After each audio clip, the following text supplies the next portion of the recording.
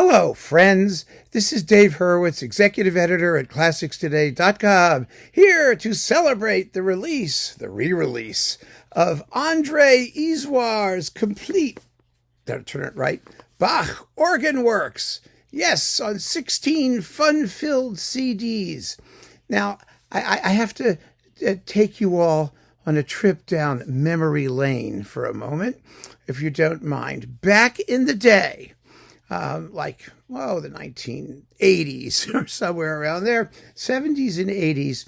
These were released originally on Calliope, the French label, and whose catalog was acquired by La Dolce Volta, which is where they are now. And this is listed as a single limited edition, deluxe remastered limited edition. And it sounds very good. They always sounded very good. That was never an issue. But it was always a certain limited number of complete Bach organ music editions until recently, of course, when they just exploded and the period instrument people got into it, and now there's a bazillion of them. But back in the day, there was Helmut Volta in mono and stereo. And then there was Marie-Claire Alain, who represented the French school of Bach playing, and she did 3 complete sets of them, I believe. And then on this small label, Calliope, André Isoir came hopping along, and there were a couple others as well. But the number of Bach organ collections was rather limited, and everybody knew what they were. And that was a wonderful, wonderful thing. And particularly, I remember in the 90s when I was editing Fanfare magazine. We had a really fine critic who knew his organ music. I mean, he was the organ music guy. And this was one of these celebrated collections, of course, because there were fewer, but also because it was great. I mean, it was terrific. It was harder to get. It was an import in the United States.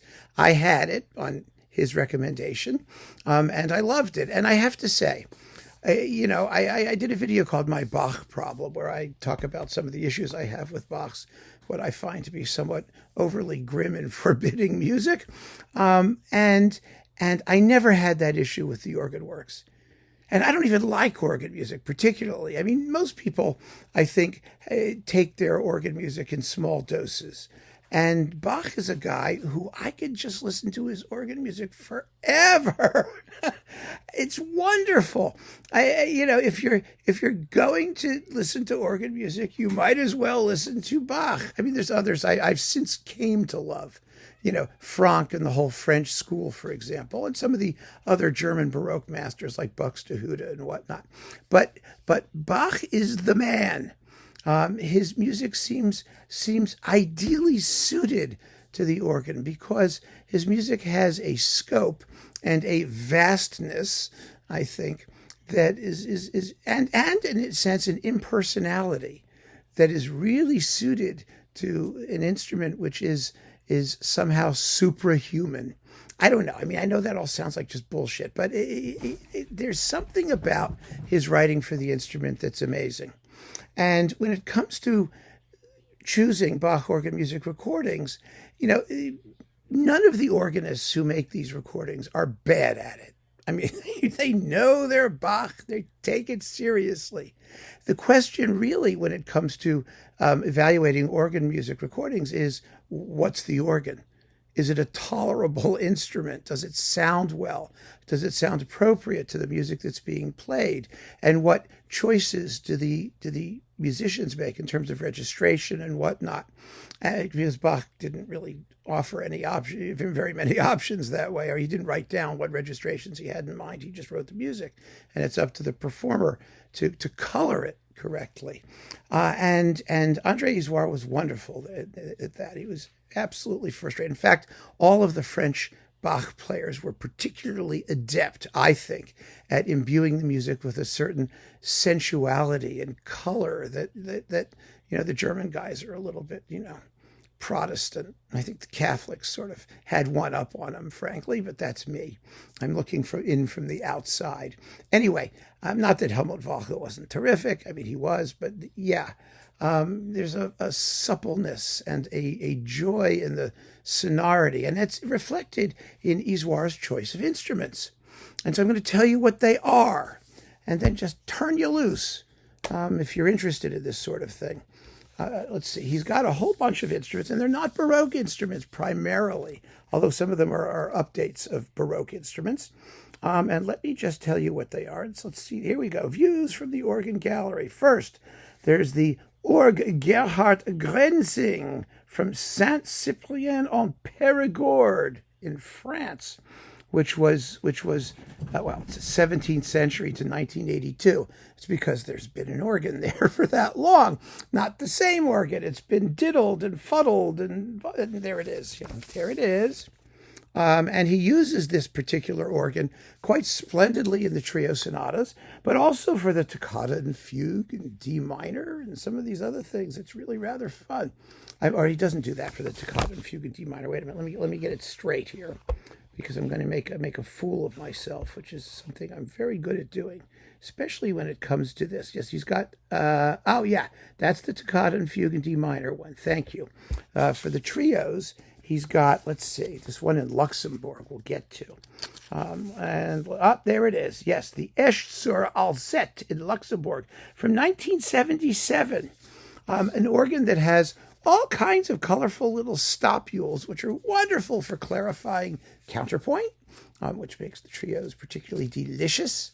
I love those trio sonatas. They're incredible. Then he's got the Georg Westenfelder, Faire en Tardenoise in France from 1990. And there it is. And we have, let's see, the Org Joseph Gabler in Weingarten in Germany, 1750 to 1983. Well, obviously, if you can see, look at the stop list here. You see all these little, these things here? All of those possibilities for musical color. And you know, this is obviously an organ that has been updated considerably since 1750, because it's got all kinds of doodads on it. And we've got the Org Jürgen Arendt in Frankfurt am Main in Germany from 1975. This is a really cool-looking modern organ. Look at that. Ooh, baby. Isn't that nifty? But, you know, and then there's like a couple more here. I mean, maybe if you're getting bored with this. I find organs and organ registration fascinating. I really do. It's a world unto itself. And the variety and range that you can build into these suckers is just astonishing. Here's another Jürgen Arendt from 1956 in Aurich. And again, you can see his sort of the decoration and the case and whatnot is kind of typical of that particular organ builder, in case you care. And those are the organs that he uses. And it's a wonderful selection, and they're not the usual things. You know, everybody says you've got to have like a Silberman organ because that was the one Bach played on and all that. And that's crap. Nonsense. Find the organs that make the music sound splendid and record them beautifully and just have a great time. And that's what André Isoir does. It's still one of the best collections of Bach organ music. One of the best Bach complete collections, and the instruments are unique and uniquely appealing, I feel, with some very interesting sounds that you'll hear as they go on, and it's fascinating. It's fascinating to go through this stuff, and the music is, of course, you know, it's transcendentally amazing, and so I want you to know it's a limited edition, so grab it while you can if you're a Bach organ music person. This is the only organ music I really collect. You know, I've collected compulsively. It could have been maybe that sort of situation, complete Bach organ music sets, because I find that each one has something to offer, and the musicianship is tremendous, and getting to know the instruments is just fun. And really, really interesting. So keep on listening, friends, and thanks for joining me.